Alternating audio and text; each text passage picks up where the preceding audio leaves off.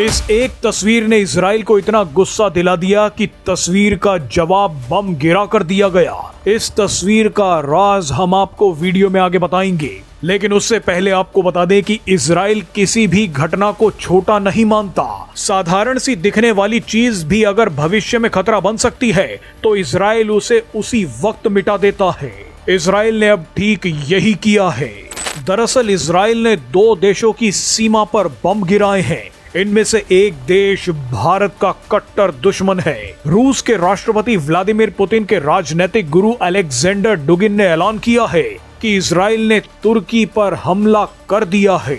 Israel काफी समय से तुर्की को नया ईरान बोल रहा था और अब इजराइल तुर्की के दरवाजे पर बम गिराया। इजराइल ने तुर्की पर यह हमला अमेरिका के मना करने के बावजूद किया है।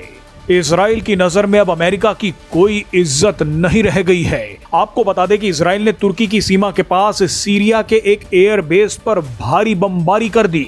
इजराइल ने कहा कि कुछ समय बाद सीरिया के इस एयर बेस पर तुर्की के सैनिक तैनात होने वाले थे, लेकिन हमने उससे पहले ही इस एयर बेस को उड़ा दिया है। इजराइल ने सीरिया के अबू अल दुहूर एयर बेस को उड़ा दिया। तुर्की ने इस हमले की निंदा की है। तुर्की में अमेरिकी राजदूत ने भी इजराइल के इस हमले की आलोचना की है, लेकिन इजराइल ने कहा है कि अपनी सुरक्षा के लिए हमें जो करना होगा हम वो करेंगे।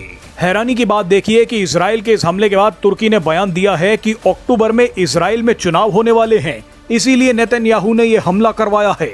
ये वही कुतर्क है जो भारत के दुश्मन पीएम मोदी के खिलाफ देते आए हैं। लेकिन अब आपको दिखाते हैं कि भारत के दुश्मन तुर्की ने इजराइल को हमला करने के लिए किस कदर उकसा दिया था। तुर्की लगातार इजराइल को मिटाने की धमकी दे रहा था। इजराइल को घेरने के लिए तुर्की ने सऊदी अरब और पाकिस्तान के साथ मिलकर एक डिफेंस डील कर ली। इस डिफेंस डील का मकसद इजराइल के खिलाफ एक सुन्नी सेना को खड़ा करना था, लेकिन हद तो इस तस्वीर ने पार कर दी। तुर्की के विदेश मंत्री हकान फिदान ने अपने पीछे एक नक्शा चिपका रखा है। इस नक्शे में इजराइल को पूरी तरह से मिटा दिया गया है। इस नक्शे में पूरे इजराइल पर फिलिस्तीन और हमास का कब्जा दिखाया गया है। यानी तुर्की एक तरफ लगातार इजराइल को मिटाने की धमकी दे रहा था, इजराइल को नक्शे में मिटा भी दिया था। इसके अलावा तुर्की सीरिया में अपने सैनिकों को तैनात भी करने वाला था, जिसका मतलब ये होता कि तुर्की के सैनिक इजराइल के और नजदीक पहुंच जाते। अब इतना उकसाने के बाद इजराइल कैसे चुप बैठता। इजराइल ने सीरिया में तुर्की के सैनिकों के आने से पहले ही एयर बेस को समतल कर दिया। सीरिया के इस बेस का वही हाल हुआ है जो भारत ने जैश ए मोहम्मद मसूद अजहर के अड्डे का किया था। कई पाकिस्तानियों ने जैश ए मोहम्मद के हेडक्वार्टर की छत को दिखाते हुए ये कहा था कि पिताजी यहीं से आए थे। इजराइल ने भी अब ऐसी ही आतिशबाजी कर दी है। तुर्की की सीमा पर दिवाली मनानी शुरू कर दी है।